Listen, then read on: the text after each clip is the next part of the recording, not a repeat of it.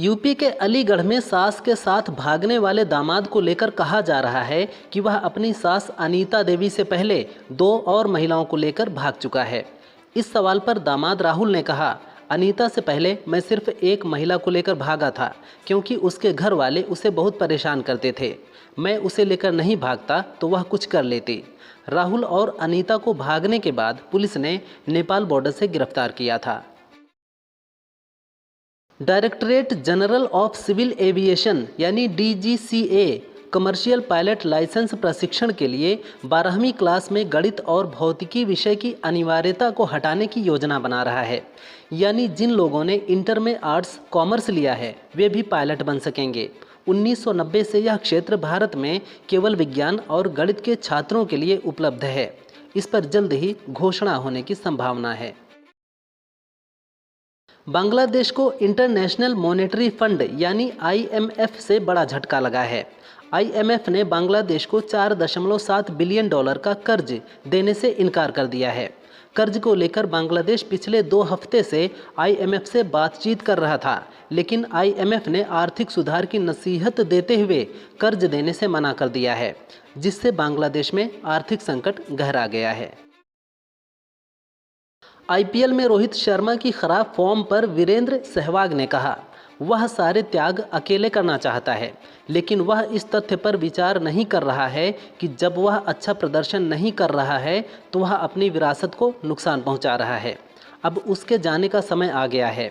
Retire होने से पहले आप फैंस को कुछ ऐसा देना चाहेंगे जिससे वे आपको याद रखें, न कि ऐसे पल जो उन्हें यह सोचने पर मजबूर करें कि उन्हें क्यों नहीं हटाया जा रहा।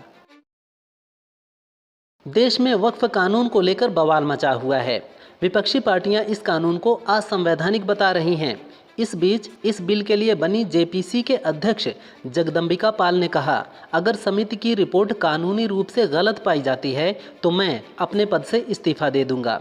वक्फ बोर्ड कोई धार्मिक नहीं बल्कि एक कार्यकारी निकाय है जो सिर्फ संपत्तियों की देखभाल करता है। अमेरिकी राष्ट्रपति डोनाल्ड ट्रंप और एलन मस्क के बीच दूरियां बढ़ती जा रही हैं। डेली मेल की रिपोर्ट के मुताबिक अमेरिकी अधिकारी चीन को लेकर टॉप सीक्रेट मीटिंग कर रहे थे, लेकिन इस मीटिंग की जानकारी लीक होकर मस्क तक पहुंच गई।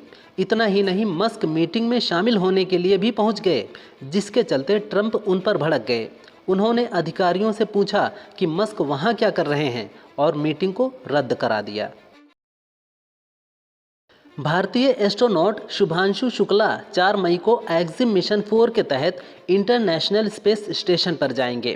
केंद्रीय मंत्री जितेंद्र सिंह ने X पर लिखा, भारत अपनी अंतरिक्ष यात्रा में एक नया अध्याय लिखने के लिए तैयार है।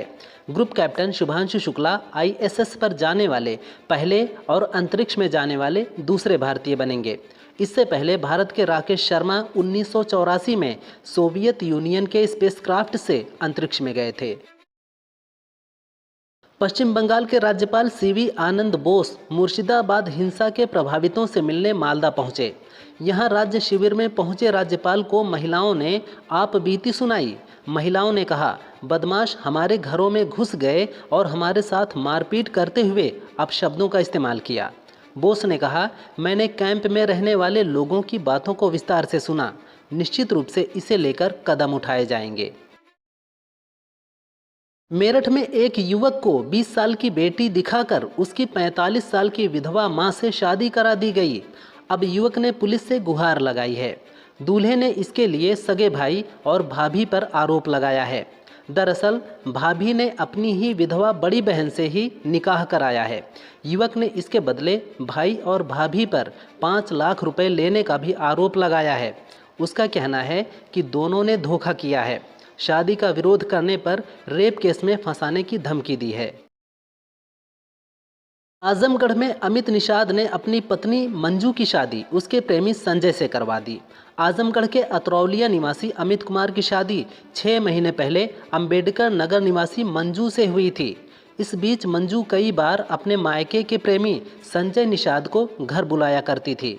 गुरुवार को संजय पकड़ा गया। पुलिस के आने के बाद पंचायत हुई, जिसके बाद अमित ने पत्नी की शादी उसके प्रेमी से करा दी।